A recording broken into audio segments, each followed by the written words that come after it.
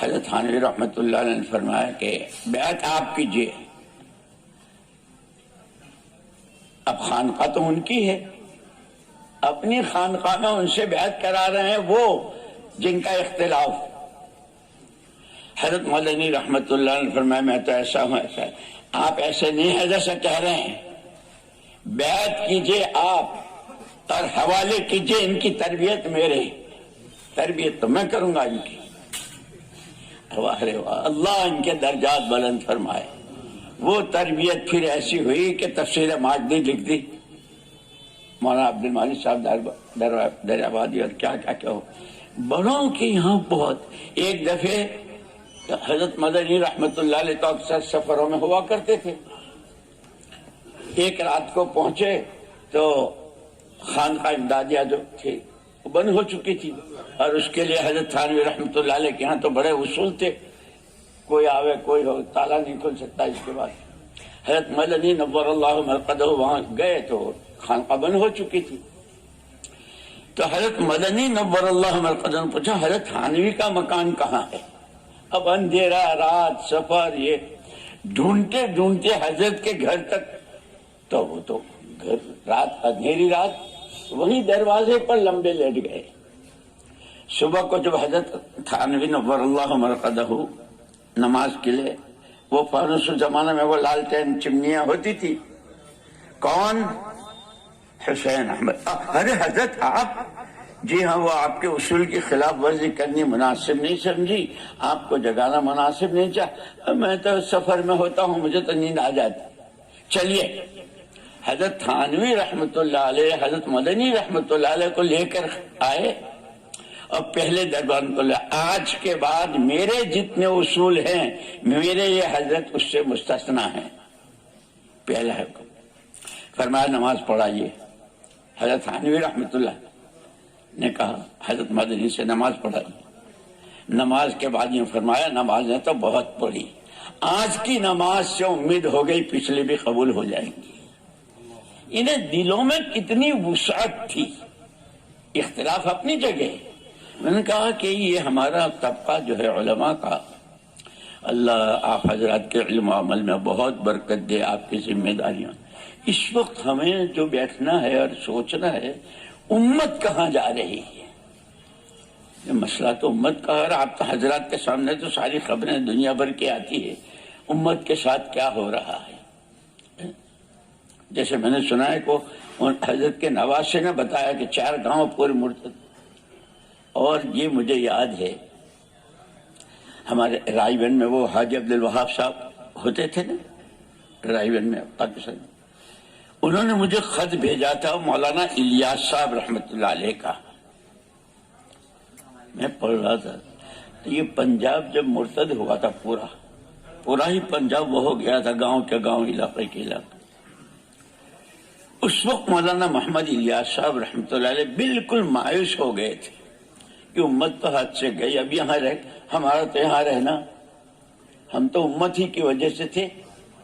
جیسے حضرت مدنی رحمت اللہ علیہ کو ان کے بھائی بڑے بھائی جو مدینہ منورہ میں تھے اور تقریباً 1/3 مدینے کے مالک تھے اس وقت میں زمینوں کے اور اس کے اعتبار سے، بار بار لکھتے رہے اختلافات ارتداد اور یہ سارا. تو حضرت مدنی رحمت اللہ علیہ ہم تو جہاں امت ہے وہاں ہے ان کی وجہ سے. تو مولانا الیاس صاحب رحمت اللہ علیہ یہ سوچ کر کے کہ جب امت نہیں رہی تو کیا کریں، ہجرت کی نیت سے تشریف لے گئے تھے. وہ خط میرے سامنے تھا. ہجرت کی نیت سے، لیکن بے چینی بہت تھی کہ آدمی کی جیب سے 5 روپے کا نوٹ گر جائے تو صبح سے شام تک میرے پیسے تسبیح پڑھتا ہے. امت حضور نے کیسے بنائی تھی، تمام قربانیاں آپ کی 23 سالہ آپ کے مجاہدے، پھر خلافت راشدہ اور ان کی قربانیاں، ان کے مجاہدے، انصار و مہاجرین اور سارا، اس سے امت بنی تھی. اور اسی لیے مولانا یوسف صاحب رحمۃ اللہ علیہ فرماتے تھے حضور نے امت بنائی تھی، قوم نہیں بنائی تھی. قوم بنتی ہے تعصب سے اور تحزب سے، گروپ بندیوں سے. میرا آدمی، میری زبان، میرا علاقہ، میرا، جس کو حضور نے عرفات میں سب عصبیت جاہلیت کو قدموں کے نیچے دفن کیا تھا. مولانا الیاس صاحب رحمۃ اللہ علیہ نے اس وقت کے جو حجاز مقدس کے چوٹی کے علماء تھے ان کو جمع کیا. اللہ تو الان کما کان، اس کے ہاں تو کوئی کمی بیشی کا مسئلہ نہیں. قرآن اس کا کلام، وہ بھی اس کے وعدے، اس کی وعیدیں بھی سب اسی طرح ہے. پھر امت کا یہ حال کیوں ہے؟ روز ذلت و خواری کی طرف کیوں ہے؟ علماء نے کہا کہ حضرت امت میں علم کی بڑی کمی ہے، علم کی کمی ہے، اس کی وجہ سے امت کا حال ہے. مولانا محمد یوسف صاحب، مولانا الیاس صاحب رحمۃ اللہ علیہ نے حضرات سے فرق کہا، مجھے آپ کے جواب سے اتفاق نہیں ہے، علم تو بہت ہے. اور پھر مولانا الیاس صاحب رحمۃ اللہ نے فرمایا کہ ایک آیت کی کتنی تفسیریں ہیں؟ عبداللہ ابن عمر کی، عبداللہ ابن عباس کی، عبداللہ ابن مسعود کی، ایک ہی آیت کی. اور حدیث کہ ابھی طالب علم کی عبارت پوری نہیں ہوتی اس سے پہلے شیخ فرماتا ہے بچوں 42 قول ہیں، 45 قول ہیں. اچھا، اللہ کی شان، اس وقت میں میرے سامنے ایک تفسیر بھی تھی، میں خط پڑھ رہا تھا، ایک تفسیر دیکھ رہا تھا، اس میں بحث چل رہی تھی گھوڑے نے لات ماری تو تاوان کس پر.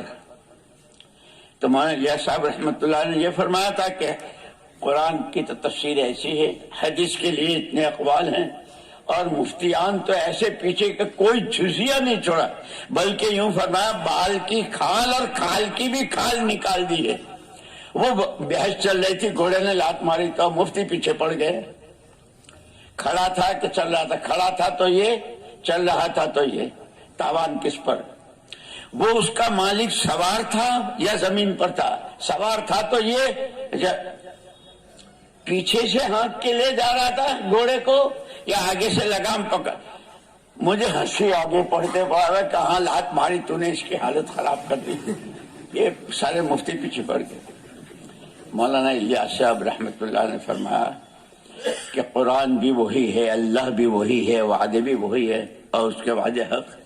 پھر امت کا، پھر مولانا الیاس صاحب رحمۃ اللہ نے کہا الیس اللہ بکاف عبدہ من یتق اللہ یجعل لہ مخرجا، من یتق اللہ یجعل لہ من امرہ یسرا. یہ قرآن میں ہے، لیکن کہ ہمارا یقین کے مسئلے میں ہم اتنے کمزور ہیں کہ ایک غیر متعلق آدمی، ایک عامی آدمی کو، کوئی عامی آدمی کسی بات کا وعدہ کر دے. جیسے مولانا الیاس صاحب رحمۃ اللہ نے مثال دی کہ ایک لڑکا نوکری تلاش کر رہا ہے، یہاں گیا وہاں گیا، کہیں جگہ نہیں، مایوس ہو کے واپس جا رہا ہے. ایک آدمی نے آواز دی، او لڑکے، صبح کو ہمارے یہاں آ جانا، 8 بجے سے 5 بجے تک تجھے یہ کام کرنا ہے اور اتنا دوں گا. جان نہ پہچان، نہ کوئی رشتہ دار ہے، نہ کبھی. اس آدمی کے کہنے پر اس لڑکے کا حال یہ ہے کہ ساری رات انتظار میں، صبح کب ہو اور میں پہنچوں. مولانا الیاس صاحب نے ایک خود مثال دی، بارش ہو رہی ہے، بیمار ہے، نزلہ ہے، لیکن تمام حالات کا مقابلہ کرتا ہوا 8 بجے پہنچتا ہے اور دستخط کرتا ہے اس یقین کے ساتھ کہ میری حاضری پر میری آج کی تنخواہ تو طے ہو گئی. اور یہ سلسلہ مہینے بھر رہا تو اس مہینے کی تنخواہ سے گھر کے دال چاول کا انتظام ہو جائے گا. کوئی، یعنی ایک آدمی کی بات پر اتنا یقین. ہم جو قرآن پڑھ رہے ہیں وہ تو اللہ کے وعدے ہیں، جس میں کہ سارے علماء حیران رہ گئے، بہت وہ گئی. خیر اس کے بعد پھر حضرت کی جس طرح رہبری ہوئی اللہ کی طرف سے، حضور کی طرف سے، اور ماشاءاللہ میں یوں کہتا ہوں کہ ہمارا یہ علماء. اور ابھی میں نے 3 سال پہلے بنگلہ دیش میں تھا، میں تو وہاں کے بڑے بڑے علماء بنگلہ دیش میں بھی ہیں، وہ سارے یہیں کے گئے ہوئے. جیسے ابھی وہ میں رائے گیا تھا تو ایک مولوی صاحب مجھے کتاب دے رہے تھے، میں نے کہا سارا ہمارا ہے ہندوستان سے آیا ہوا اور دیوبند سے آیا ہوا. میں نے کہا جی علامہ اقبال کیسے آئے؟ علامہ اقبال وہ تھے کیا نا مرزائی تھے، اور غلام احمد مرزا